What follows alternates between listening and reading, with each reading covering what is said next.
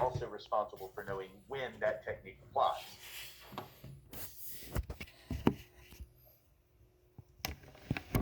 So that I know we remember what we did last week.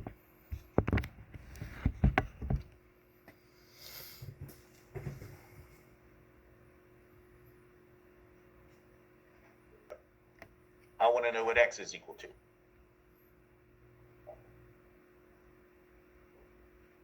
What would be our first step?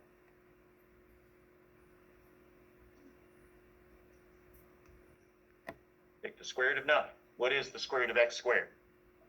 It's x. What's the square root of 9? 3. Now what?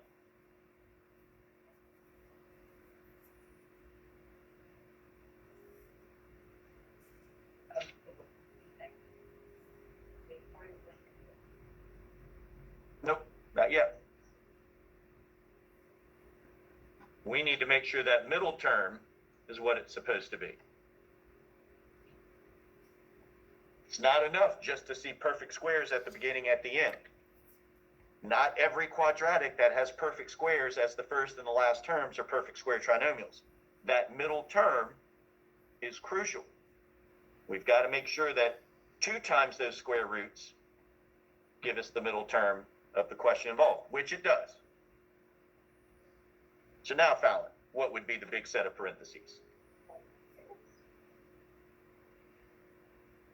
Yes. And when we talked about this last week, I tried to use this as justification for why back in August, my approach to solving very simple equations was so different. What I hope you start to see is that no matter what kind of equation we're solving, be it linears, or now quadratics, or logarithms and exponentials that you're going to solve in second semester, or rational equations that you're going to solve in second semester, or radical equations that you start solving in second semester, all of them, it gets boiled down to one word. How do you solve any equation in one word? Inverse. So it's why I talk about an additive inverse, a multiplicative inverse, so that we are constantly thinking about inverses whenever we're solving equations. What is the inverse of squaring? Right, it's the title of the lesson, the square root.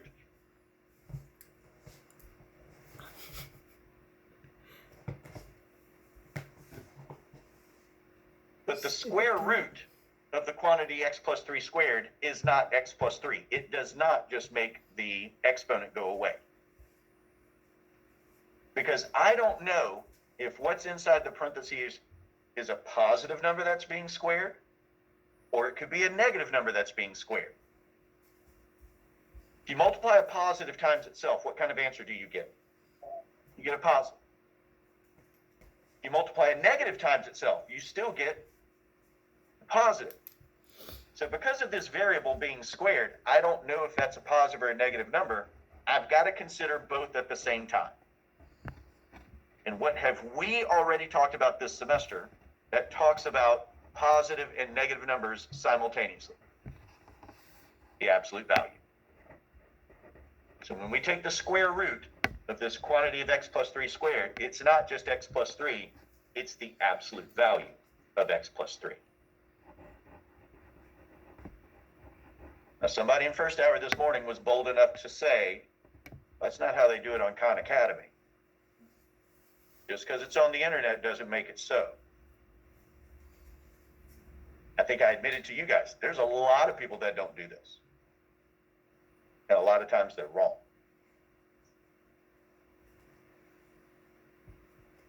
Now, the square root of 0 is not the absolute value of 0. There's no variable there. The square root of 0 is just what? It's just 0.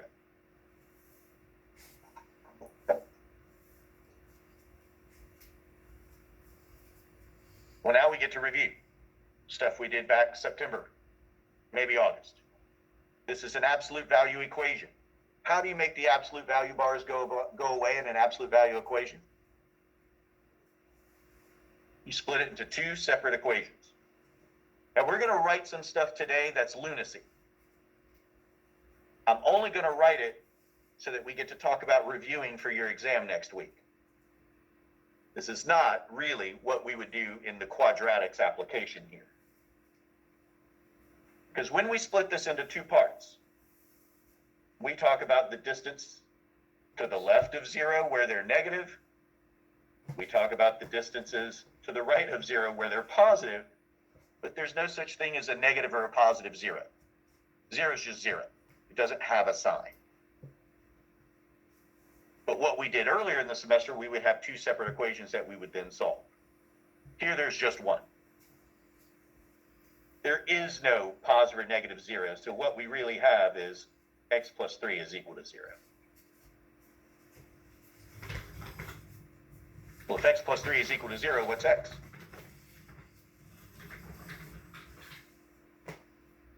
But one of our ahas that wasn't supposed to be coincidence that we were to take away from solving equations last week was that you can expect the number of answers you have in an equation to be equal to the highest powered exponent.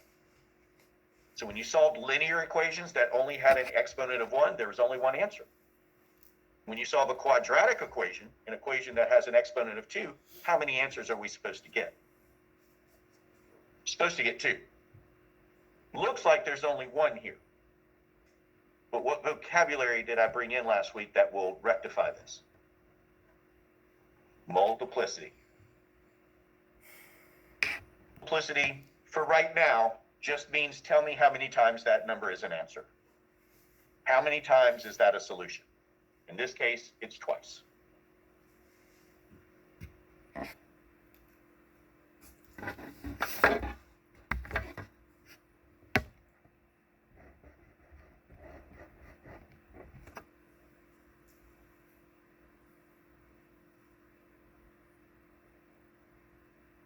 What's the obvious difference about this equation? I didn't hear you. It's set equal to -2. For us to solve quadratic equations, at least for right now, what has to be true about them? They need to be set equal to 0.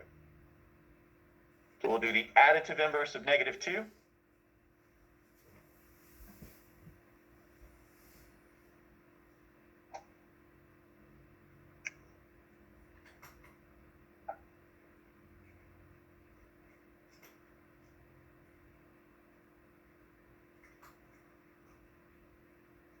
So here's an equation, a quadratic equation, set equal to 0. Now what?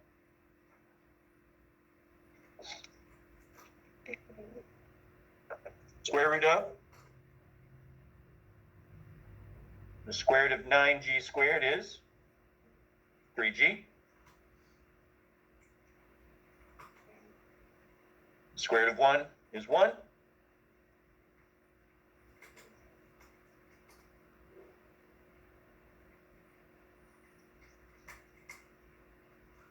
Which is what we want. I say it's what we want. It's what tells us it's a perfect square trinomial.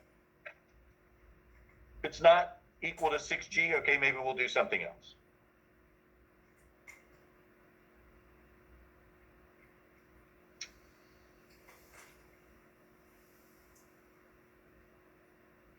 So what does our factored quadratic look like?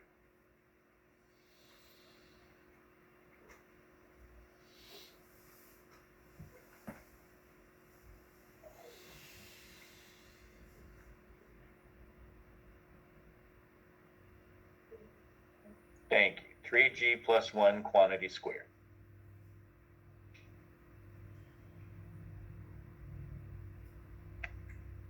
This was everything you did on Friday.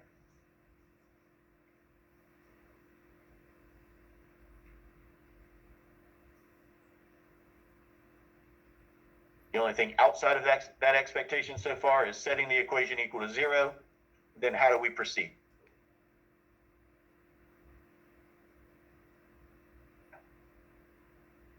How do we move forward with solving this equation? Nope. I need to take the square root of both sides.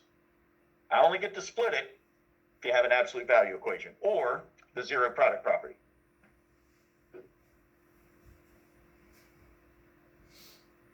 What is the square root of the quantity 3g plus 1 squared?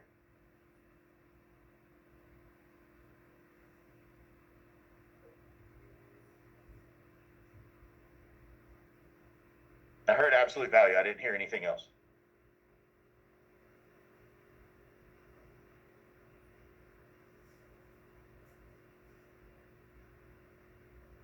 Absolute value of what?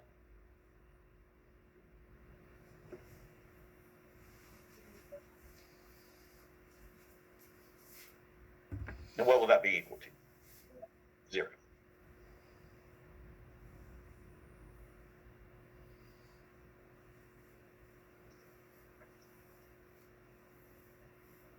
There is no such thing as a positive or negative 0.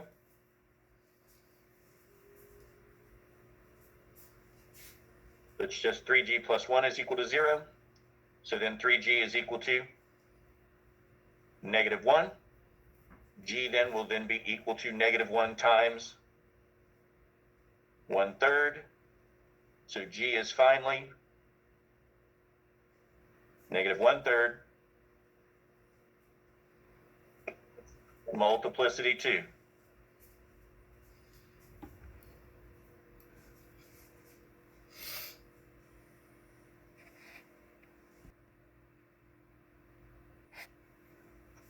So it being equal to 36, I would say, is very much like what we did 2 examples back. Maybe even the last one. Yep, even the last one. It's already factored. That's the big difference here. Already factored. So I don't need to take any square roots. I don't need to check a middle term. I've already got the quadratic part factored. I'm trying to get the variable by itself. The variable is inside this set of parentheses. How do I start trying to get to the inside of the parentheses? Take the square root of both sides.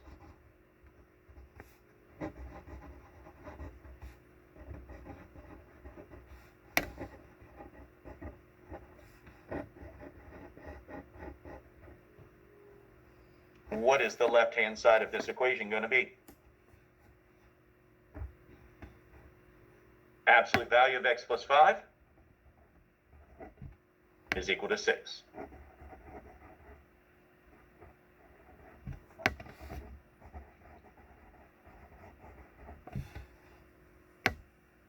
Show of hands. How many of you, when we started talking about solving equations and square roots and all of that, how many of you expected to start saying something about plus minus?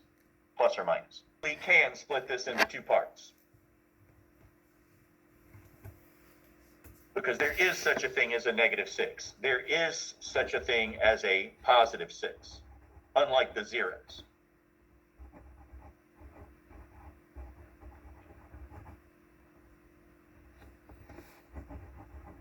Well, if x plus 5 is equal to negative 6, what's x? Negative 11.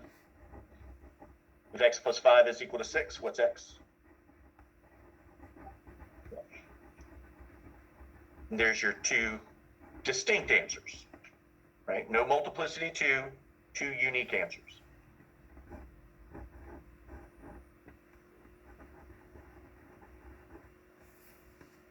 So even though we're using the square root on all of these, depending on how the equation is written, can have a significant impact on the work that we expect to show.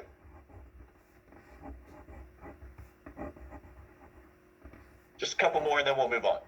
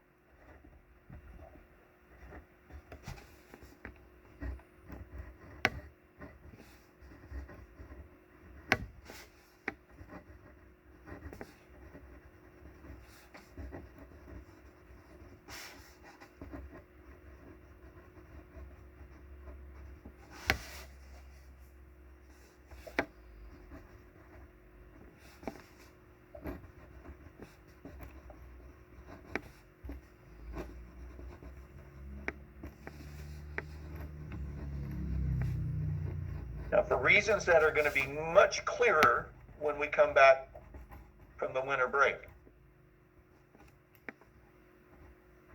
if you don't want to split this into two parts, there is some very common notation that folks use instead. We make the absolute value bars go away because we're considering distances to the left and to the right of 0 at the same time. We're considering positive and negative at the same time. Another way to show that, instead of splitting this into two equations, is by writing this plus or minus right in front of the 5. And we literally read it that way. Y minus 3 is equal to positive or negative 5. Or people will say y minus 3 is equal to plus or minus 5.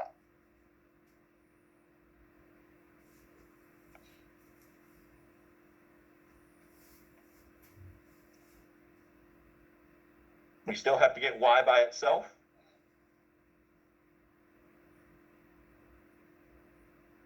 But we can't leave the answers written this way. We have to do the actual arithmetic. It's why I don't mind splitting it up, because we end up doing the arithmetic regardless. What is 3 plus 5? 3 minus 5? Negative 2.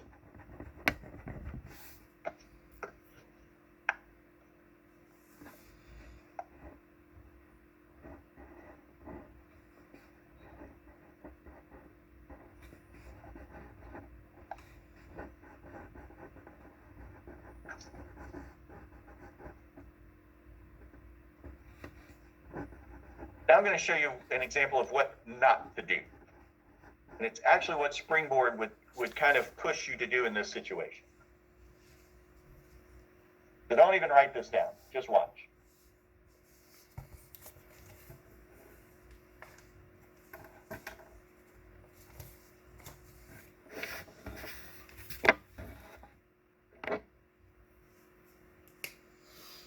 Because they include this question in the middle of solving by factoring.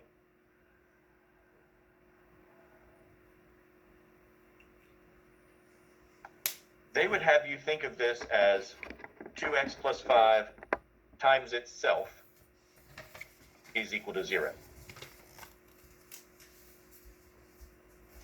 Now, unless you're ready to write, every time you see x squared showed up on your paper, unless you're ready to write x times x instead of ever using an exponent, this is going backwards.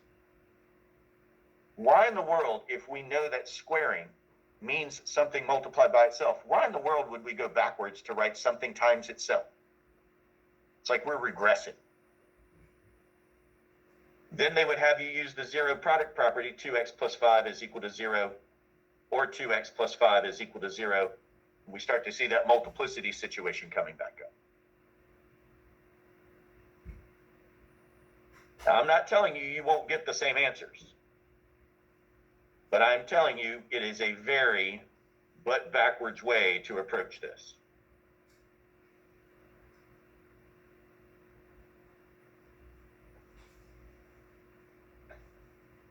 There are times we can't get around it. We have to use the zero product property. The majority of your questions, you will. Christian, I said, don't write this. This is bad. Don't do this. Right? You'll have plenty of opportunities to use the zero product property and set the factors equal to 0 and all of that. But if you've got a perfect square trinomial, if you can factor it as a big set of parentheses squared, or if they give it to you as a big set of parentheses squared, use the square root. It's a much more eloquent way to approach solving. Shows that you know something. Not that we always have to revert back to our primal self.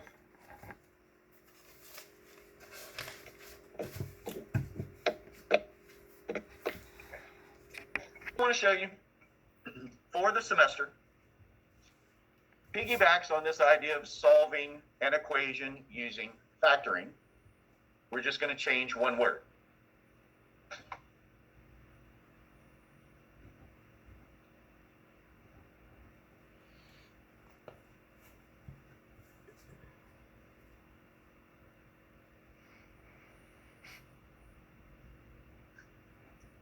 we're going to look at solving quadratic inequalities, which just means instead of having an equal sign, it's going to have what instead? What's that? An inequality. Less than, greater than, less than or equal to, less or greater than or equal to. And just like absolute value inequalities, when we start solving these, there's usually then some graphing that goes along with it.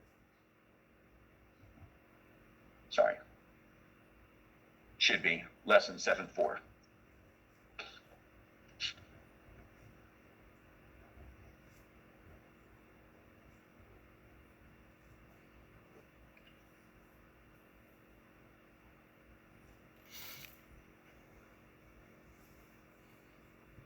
So it looks almost identical to what we used last week as examples.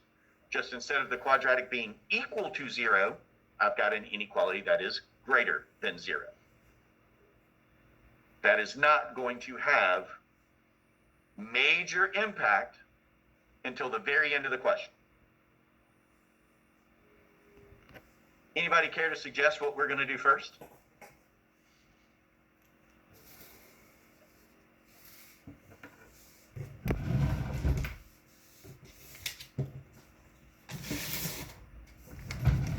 What are we going to do with x squared minus x minus 6?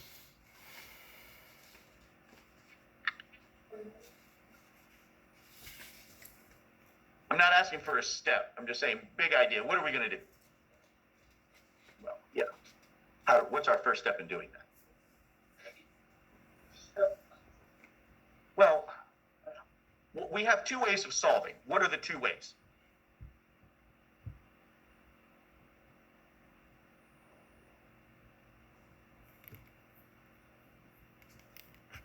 Would the square root be applicable here?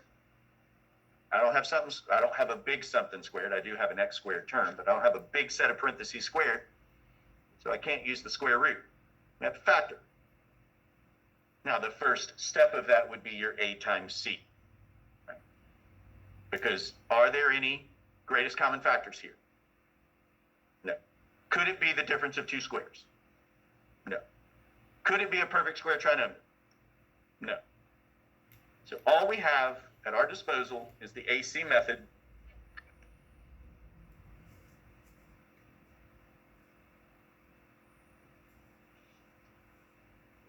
What are the two factors that will combine to give us a -1? Did you say 5?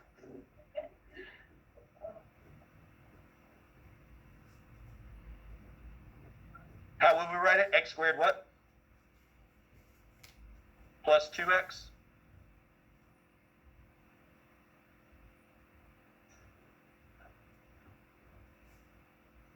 You said a positive 2x, what would then have to follow? A negative 3x minus 6 is greater than 0. Right? Rewriting the trinomial as a 4-term polynomial. What's common to the first two terms? X. If you factor out an x from the first two terms, what are we left with? X plus 2. What's common to the third and fourth terms? A -3. You factor out a -3 from the third and fourth terms, what are we left with? X plus 2.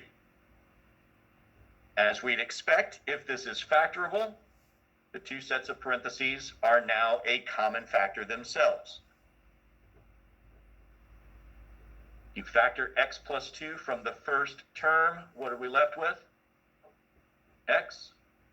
And if you factor x plus 2 from the second factor, we're left with -3. Quadratic equation, it's a quadratic inequality. I am still going to use the zero product property and talk about when x plus 2 is equal to 0 and when x minus 3 is equal to 0. I get it, this seems contradictory, but it's not. We'll go through the process first, and then we'll talk about why after. Well, if x plus 2 is equal to 0, what's x? -2. If x minus 3 is equal to 0, what's x? 3.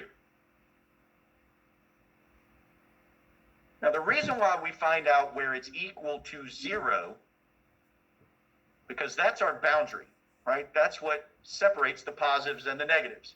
So if I know where that boundary is, it's going to be easier for me to discern what's positive and negative. Because with these two values, we're now going to go to the number line.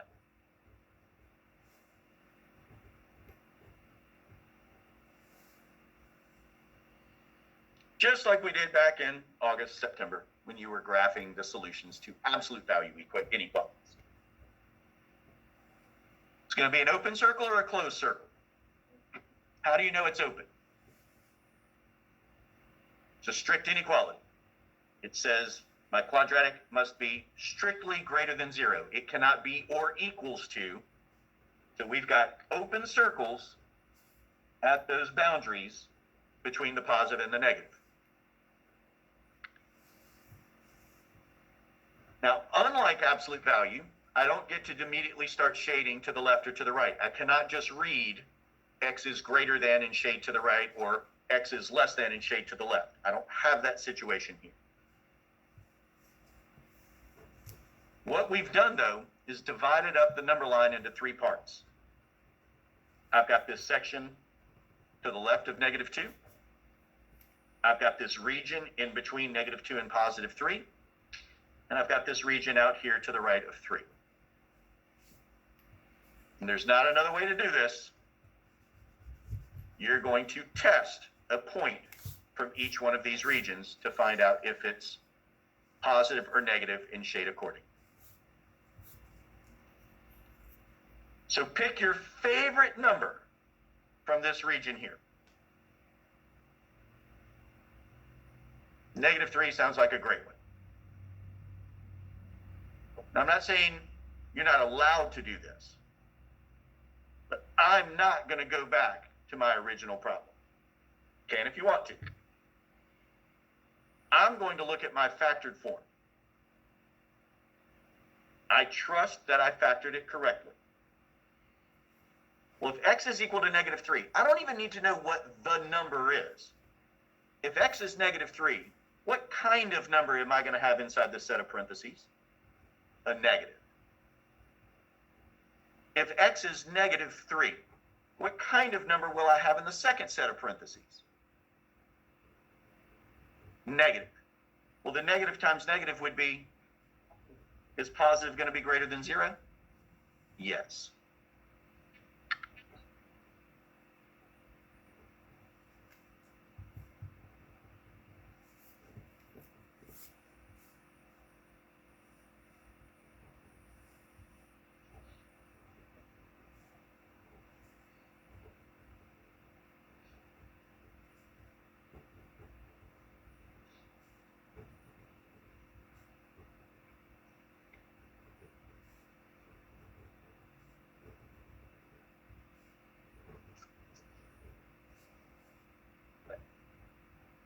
Right, so as a note here, we're going to test values from each region on the number line after we use the zeros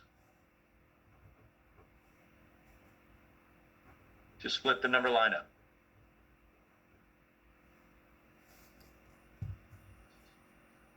So it's the first time that we're using this vocabulary. The solution to a quadratic equation is sometimes called the zero, because it's where the equation is set equal to 0.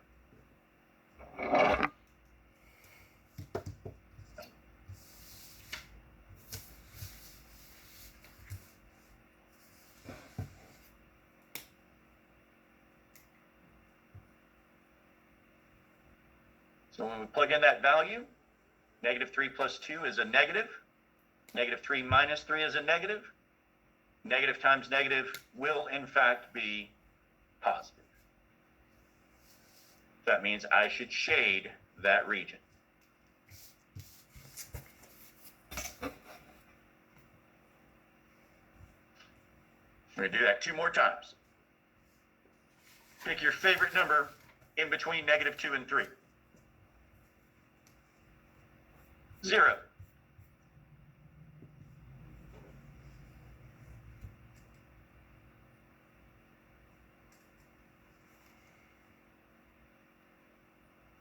0 plus 2 is what kind of a number? Positive. 0 minus 3 is what kind of a number? Negative. Is that going to be greater than 0? Nope. So I will not shade the region in between. Now, lastly, pick your favorite number in the region where we're greater than 3.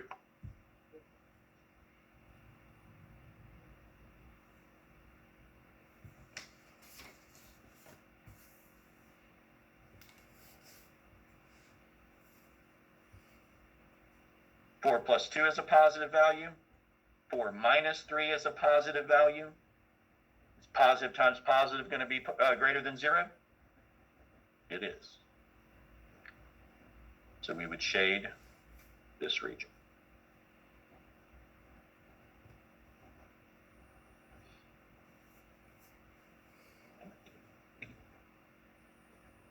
So now our final answer, we go back to reading the inequalities, reading the number line.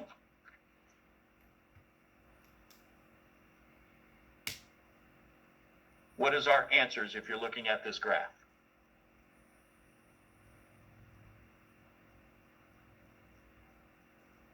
How do we talk about the shaded parts? X is what then negative 2? Less than negative 2?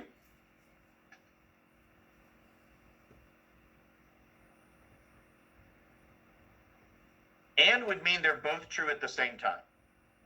Can I be less than negative 2 and be greater than 3? I'll give you an A for the rest of the year if you give me a number that's less than negative 2 and greater than 3 at the same time. Can't be done.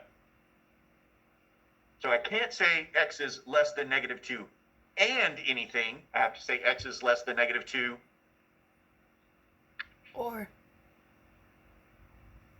Just said you can't say and.